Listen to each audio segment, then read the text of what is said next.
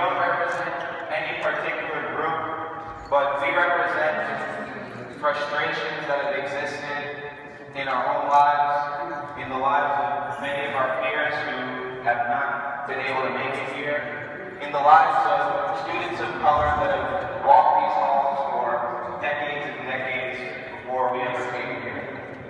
These frustrations are based on a condition that is natural for a predominantly white institution. It is natural for a student of color in a place where there's mostly white people to feel marginalized and to feel isolated. But what is not natural is for an unending silence when it comes to the issues of students.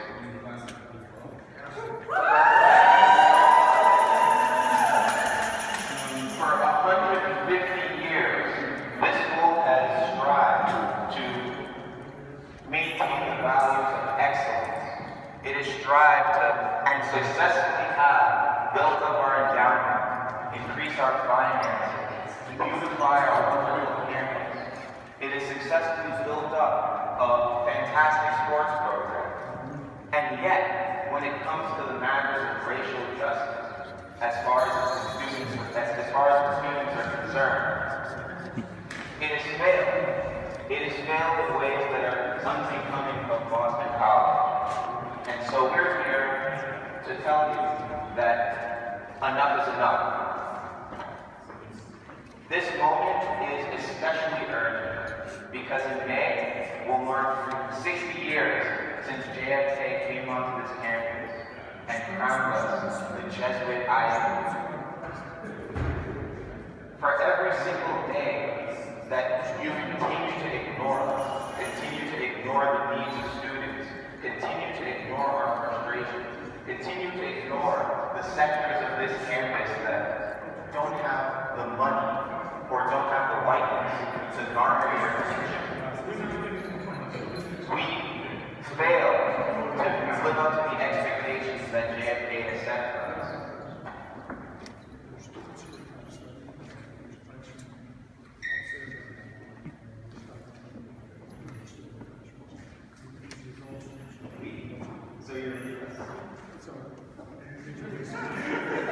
It would be quieter if you went inside. It would be quieter if you went inside.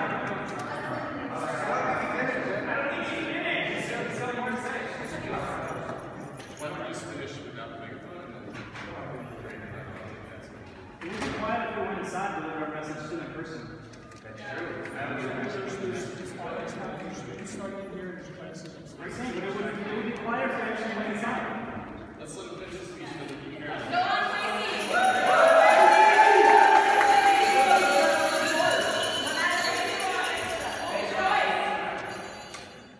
It's very difficult for me to talk because something like this should be obvious to Boston College. At so many other schools, at Yale University, Brown University, the Ivy League schools that we aspire to become, they have already explicitly acknowledged the issues of race in ways that our administration does not have the courage to. And for a Jesuit school, who should be the leaders in this matter, right? It is not just a failure of moral courage. It is a failure to live up to the promises that you gave us when we paid our tuition. Because all of us, honestly, we all came here with the promise of a Jesuit education, which promised to educate us to the needs of the whole person, to awaken us to the entire community.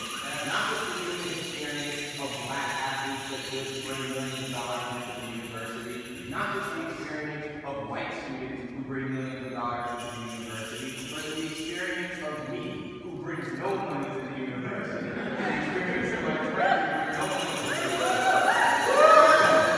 But what we do bring is an invigorating spirit of justice. Yes, we are awakening, if not you, if not the Board of Trustees, if not other awakening, we are awakening to the frustrations of our peers. We are awakening to their humanity and their plight. And what we are doing here, the reason why we are here among angels, among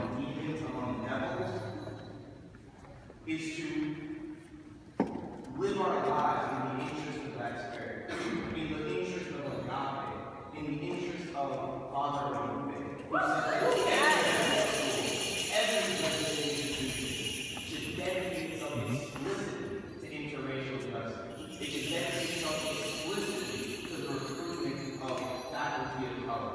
It should dedicate itself explicitly to all of those interests, because those are the interests of Jesus Christ. Those are the interests of those are the interests of the society of Jesus.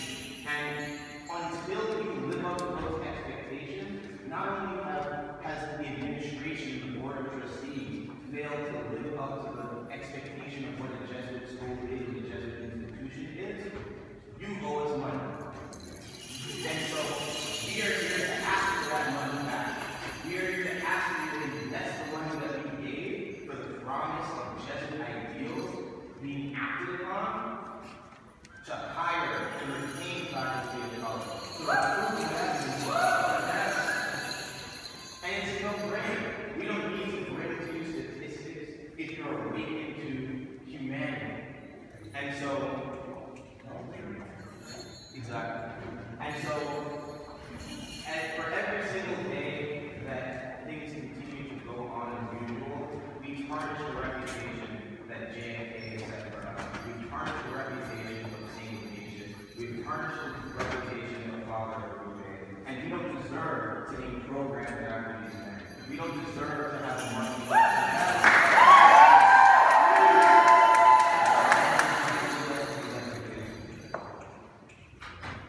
And so, if you're not going to allow us to go in, we'd like to deliver these Christmas gifts. They are our wish list, our demands, and we don't hope that they're met. We expect them to be met. Because,